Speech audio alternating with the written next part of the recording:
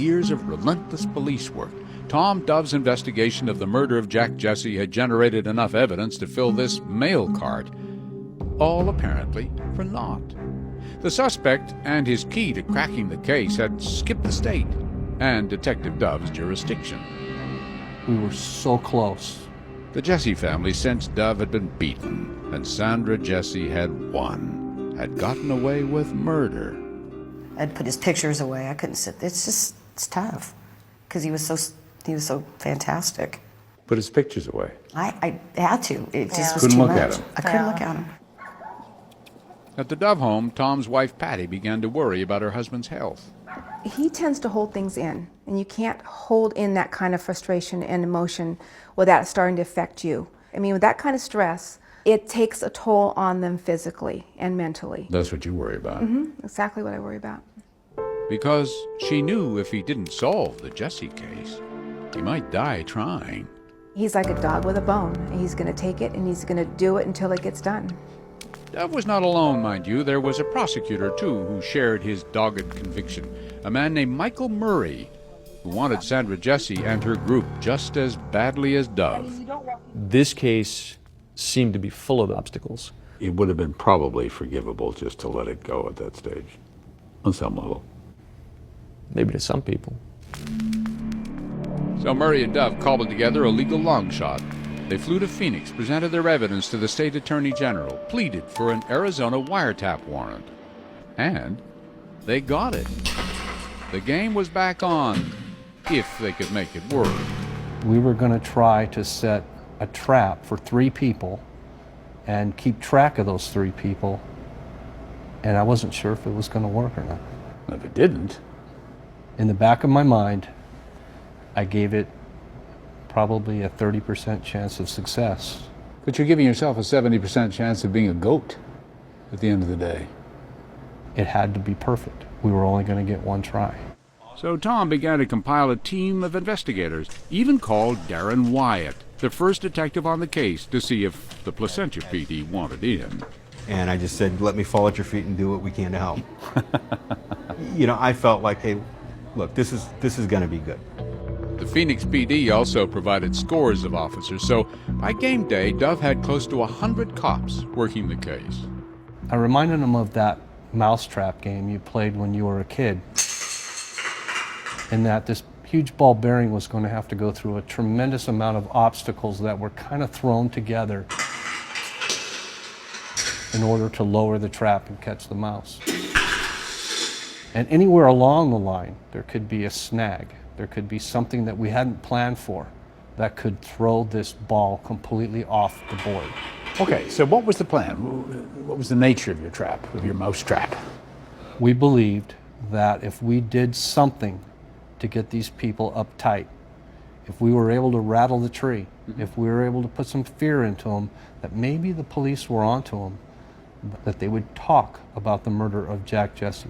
So what was the little piece of cheese you put into that trap?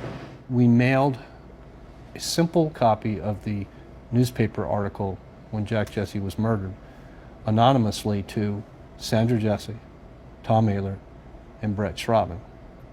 The significance of that was that they didn't know we knew about Brett Schraben. And if they're going to know, something's up. And sure enough, as soon as Tom heard Brett got an anonymous letter, he called his mother, Sandra. Whoever was sending out all that crap sent one to Brett, too. Give me a break.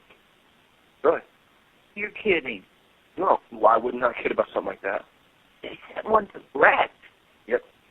Why would they send one to him? How would they even... I have no clue. Next, Dove started poking Brett's friends in California, who, of course, called Brett. Leave your name and number and I'll get back to you. Thank you. Hey, dude, it's me. You need to call me ASAP. This is no joke. Some guy from the sheriff from the Orange County Sheriff's Department Homicide Division was calling me, asking about you. Brett, in turn, called Tom. Hello? Hello? Tom? Yeah, hey, what's up? Hey, I just got a call from Scott.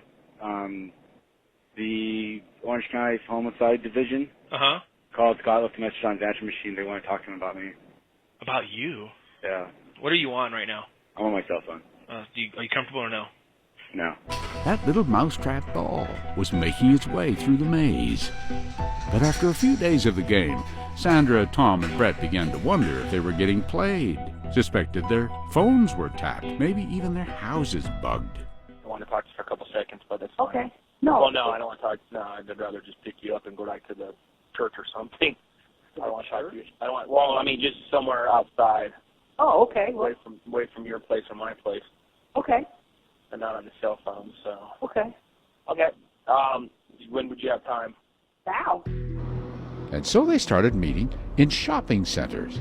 We decided to put surveillance teams on each of the individuals, Sandra Jesse, Tom Ehlert, and Brett Schraben, during the duration of the wiretap to capture some things they may not do that may not be normal while the wiretap was in place. They'd stand shoulder to shoulder in a parking lot, watching out in the parking lot and not looking at each other. There it was, like a scene from some mafia movie. The suspect out of range of recording devices, apparently deep in conversation, as they peered out into the parking lot. I think the photographs of Tom Ehlert and Sandra Jesse was worth a million words as to the depth of their involvement and how far they would go to conceal what they had done. In their minds, they had thought they got away with the perfect crime. Meanwhile, Dove would hop on flights back to Orange County to pressure Schraben's friends for information. He was, of course, relentless, chased down anybody who knew the man, followed one tip to another, until Dove finally encountered the man he'd been hunting for years, the bartender who called in the anonymous tip years earlier. And the first words out of my mouth were, "Hi, Mike, I'm here about Brett." And his face went completely flush. And he said, "I knew you were going to find me sooner or later." What story did he tell you?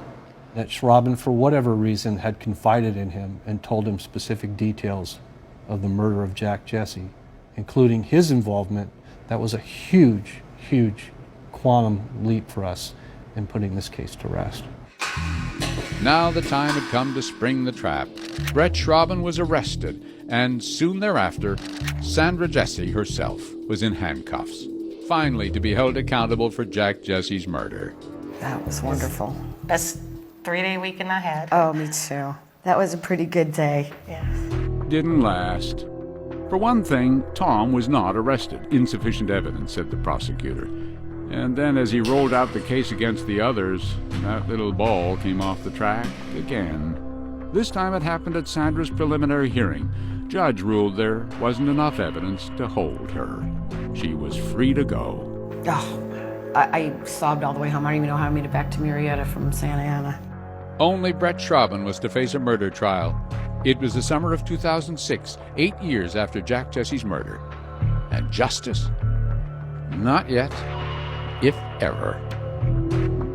Coming up, finally, the break detectives had been waiting for. She wanted Jack dead. The information that he provided would blow the case wide open. Until something slammed it shut again. When Dateline continues.